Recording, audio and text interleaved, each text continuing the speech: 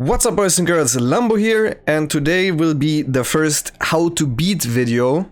In this series I will generally talk about build orders or build order specific responses, so responses to builds that you might be up against on the ladder. So if you guys have any builds that you're struggling against, you guys can let me know in the comments below and I can think about which build I will cover next. The one I chose for this video will be the 2-1-1. I know the 2-1-1 is not the most played build order on the very high levels, but Björn kind of brought it back and it always comes back a little bit, like once a year for like a couple of weeks where Terrans forget that this build order is not actually that great. They play it, but I think on lower levels it's a nice build for Terran players because you will get a bunch of free wins and also you're safe against all the all-ins. So I know this is being played a bunch. So I just wanted to show you guys what the exact ideas are behind holding it with queens and zerglings mainly. So I'm gonna just open up standard here. I'm not gonna go too much into my build order, just into the more specific responses against what my opponent is doing. First things first, the new school of the 2-1-1 opens with either reactor first or CC first or like marine reactor, no reaper. This is what Björn did. Björn is just trying to perfect the amount of units that he can have with the first two medevacs.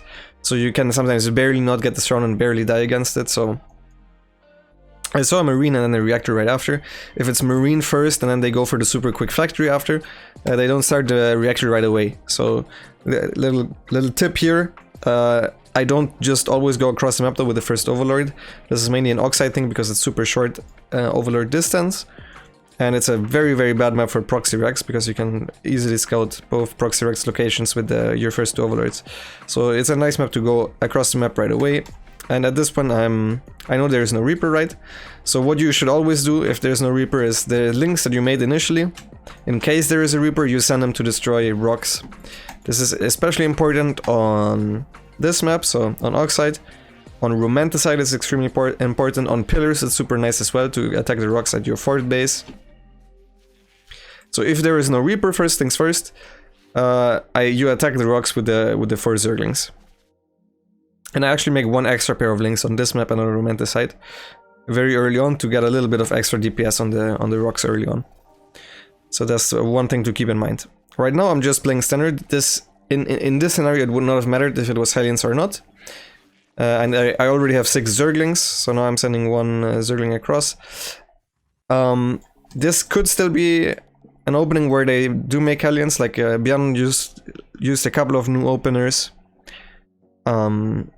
Where he would drop Marines, or Mario also used it, where they would drop Marines and then they make 3 Hellions and they make a random second starport unit, sometimes a Liberator, sometimes a Raven, sometimes they also Helibet push with it. If you're unsure that this is happening because maybe your opponent is hiding something, the moment speed is done you can try to check. Also, usually with the way that I have my vision covered, I should see the Hellions leave the base. So up until then I don't need extra Zerglings, in case you're wondering. You never really need to make any Zerglings if there are no Hellions. Usually you can see it some way. If you're uncertain, just the moment your speed is done, be it like around 4 minutes, or if you go for an earlier speed you can also scout a little bit earlier. You poke in, your Zerglings will never really die. You shouldn't run up the ramp, just make sure that he has no Hellions. And if he reveals his marine count, because the Terran with this, he doesn't know if you lane flat him, so he's never gonna just go down with a couple of Marines to fake. You will see that it's 2-1-1. So 2-1-1 obviously the easiest build to scout. There's just a lot of Marines. Terran has nothing to deny. Like a map presence of Zerg because they don't have Hellions.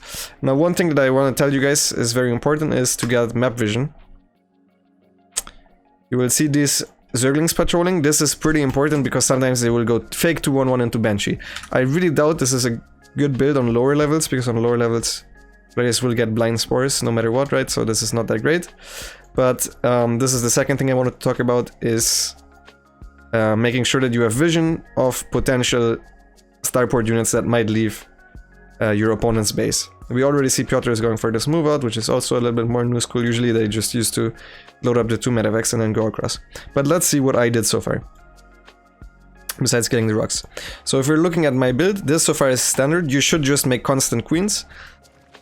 And it's very important to do this. So this so far is standard. This is not just because it's 2-1-1. I would always go up to 6 queens this early.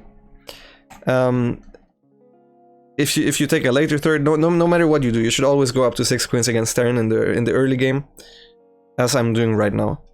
And then the moment I realize that it's 2-on-1, you will see me start 2 extra queens to go up to 8 at the very least. So I'm starting the queens here, and I'm moving the queens from the main and the natural forward. So this is important, right? We're going up to 8 queens against 2-on-1. And if you take your queen from the main and the natural, make sure you inject right before. The queen takes a little bit longer than the inject, but it will spawn around, like, especially when they spawn at the same time, you know when to inject, right? Another thing that I wanted to note is that I don't make more than 4 creep tumors against 2-on-1 because transfuses actually are very important. So you don't want to just spam all your energy on the queens into creep tumors, because that would be a mistake. Transfuses can be very, very crucial in defending the push. Now, the moment I have 120 gas, and I made this so it's easier for you guys, I don't usually do it like that. But there's also a Hellbat version of 2-on-1 that lives with 1 medevac, where they just, the moment the reactor is done, they would start making Hellions from this, and then they would load up the 4 Hellions in the medevac, and then attack, where they would also run out with the Marines. So in order to avoid that is the moment you have 120 gas, so usually use the... One moment. Around 124 gas, you start Evo Chamber and Baiting Nest. The Evo Chamber will finish when you have 150 gas, you start your Carapace upgrade. Now, he never did this Hellbat all-in because I didn't really want to force him to play an extra game. If it's the Hellbat variation, you do cancel +1 Carapace and then morph as many Bendings as possible. Pull all your queens to the front, it's an easy hold every time. Every time. You just need to realize that it's happening. So you want to see at some point, okay, is he moving out? Does he only have 1 medevac? And then you cancel and you morph Hellbats. You morph Banelings. Usually the queens are also good at just delaying the initial attack. So now what happens? At which drone count do we stop? We stop at 47. At 47 drones, that's 16. That should be 16 plus 3 and 16. And I wanted to say 14, but apparently it's 12. That also makes sense, yeah. This is a little bit less. Usually I used to do 16, 16, and 16. But since they have a couple extra Marines just to be safe, you don't, like, it's mostly just important that you're staying on 1 gas, you're having a lot of queens, and you're stopping at around 50 drones. You don't want to go higher than 50. I stopped at 47 this game. The other games that I will show you guys, I will stop at 49, which is also going to be fine. But probably it's more important to be on the safer side of things against this, because this build is very, very committed. The moment you hold this, you can make drones and you're always going to be ahead. So this is the setup, right? Scout with links, make 8 queens, only make 4 creep tumors, stay on 1 gas, get Carapace, Baneling Nest, and stay on around 47 drones. Let's just say 47 is the perfect number to make it easier for you guys to aim for something.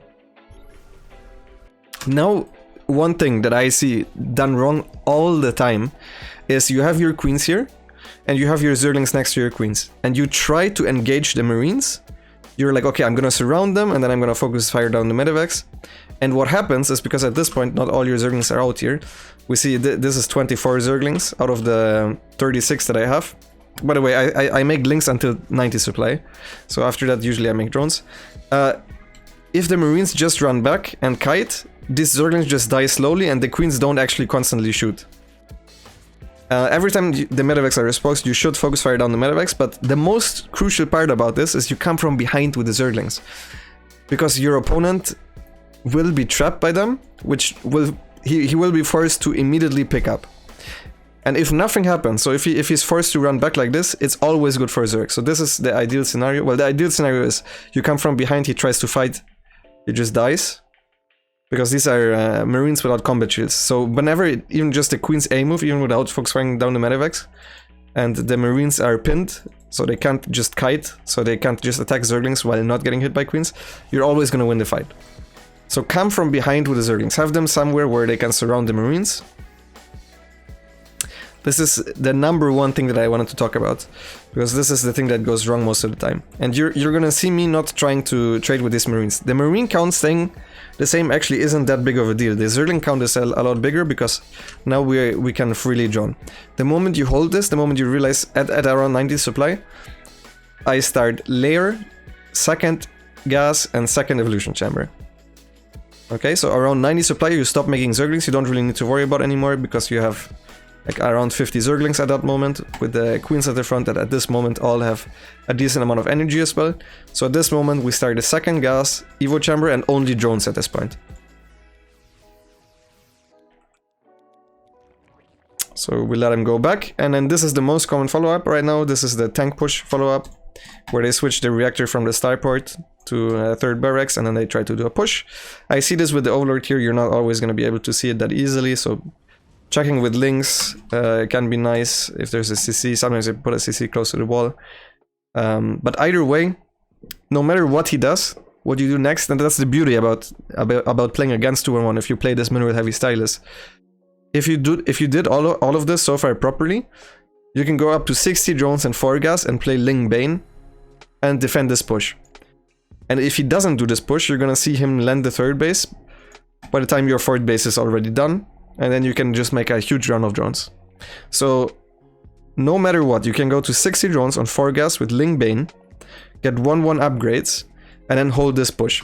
Now, one thing that's very important against this push is, if he tries to get into a position like over here, for example, I would try to engage the earliest possible. But since he's not really threatening anything right now, I don't need to fully engage.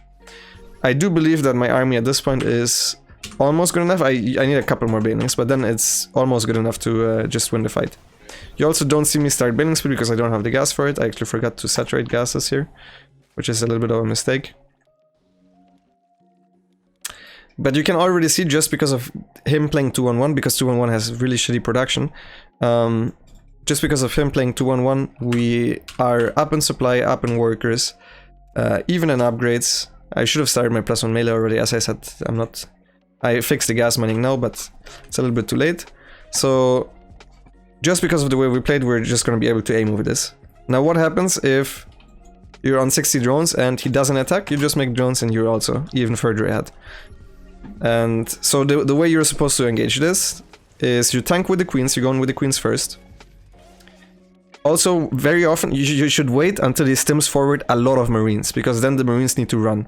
This is a trick in general against marine tank, where if you're very queen heavy, which you see me make a lot of queens, because the moment that you see it's a tank push, you should just resume queen production. By the way, queens are very good against tank pushes. Always, if you stay on Ling Bane. If he was going for Widow Mines, for example, I would not make extra queens. I would probably go into Hydras and add some extra geysers. You can also go into Mira if you want. So the way you do it is you force him to engage forward with a lot of marines. So then when you actually end up taking the fight, the marines will need to mostly run instead of A-moving. And you see this, we're coming from a lot of different angles. The banelings are pre-split. The marines are caught. And our opponent is dead. So this was just a general tip. You can use this for any marine tank pushes. It doesn't need to be from 2-on-1, but that's the general idea. At this moment, you guys can do whatever you want. You can start droning again. This was 1 against the 2-on-1. I'm also just going to show a very short clip of what happens if the Terran tries to take the fight when your Zerglings are coming from behind. So I'm going to show that right now, and then I'm going to show another replay right after. Alright, now this one I just want to show for banter real quick. This is how it looks like when the Terran actually tries to engage. This was the first game that I played against Soul, and we actually had to resume that from replay after, because that's not how it usually goes. So we managed to come from behind with the Zerglings, and we focus fire down the medevac. And this is, if you guys play the same, this is how a lot of your games will look like. And I want to stress this, even if you're diamond, for example, you should get to 90 supply at the same time that I should, with the same amount of units and the same amount of queens. You should strive for that, because especially against 2-on-1, you're basically playing a single player game. Like, there are no Hellions to distract you, there are no spores that you need to make. There really is just you injecting and playing single player for the first 5 minutes of the game. So I just wanted to say that as well real quick. And now let's go into the next game where Soul went for a macro follow-up. Alright, now here we are in the third replay, the third and the final one. As I said before, there's also this Hellbed variation, but this pretty much covers all the different 2-on-1 variations. Usually, most of the time they will do the tank push or the 3cc follow-up, sometimes the Hellbed variation, and then there's also obviously the fake 2-on-1 into Banshee, which I covered earlier with the link patrolling. So that's really all there is to worry about. Let's just, real quick, just so you guys can see the same again. I'm gonna get speed. Very often people ask me when to pull back on gas. It's the same every time. After you have 16 and 16, you rally 2 drones back into the gas. So we're 16, 16, and 3. Yeah, we're destroying these rocks again. Everything looks exactly the same as before. At 120 gas, we start building this evolution chamber. We save against everything. We scout. We see a lot of marines, so we know it's 2-on-1. I'm just speeding through this since this is exactly the same as before. And we're going up to this 8 queen count. The same as in the game before. So now the push happens. We again come from behind. This time we actually... I had a bunch less Zerglings than usual, but like very often it's actually just good to aim with your queens. You're not even gonna lose the game. We lost a bunch more Zerglings, but this is not actually that bad. This is not... like, this doesn't really matter that much. So the moment we're around 90 supply, we stop making Zerglings again. We start our lair, second evolution chamber, second gas. Go up to 60 drones and 4 gas. So this is the same follow-up. And this is what I was talking about earlier. It doesn't actually matter that he has a 3rd CC now. If you don't follow this up with the pressure, you're still ahead, or you can still just chill at 60 drones for a little while. Because of how uneconomic this opening is for Terran. This is basically the same 3rd command center timing and production timing of if he was going for like a hellbed push. So really, if you're allowed to drone up all 3 mineral lines right away, you're pretty much always going to be in a good position as long as you manage to spend your money and not trade super terribly. Like, you can actually trade a little bit worse, which is what usually will be the case, but yeah, I just wanted to show this real quick. I will stay on Ling Bane this game, I believe. I also think it's good though to go for Ling Bane Hydra. I mismicroed a lot here. This is actually even, which I'm very surprised by. I didn't have that feeling when I was in game. And yeah, the thing that's super nice is as well is you can just cover something with queens. Because they have so much energy, they can pretty much fight alone. And then, because of that, you can go for run-bys. Now, I did not micro these queens, so I lost them all. But the run-by killed a lot. I mean, this is just... obviously sloppy, like, this is not the perfect game by me.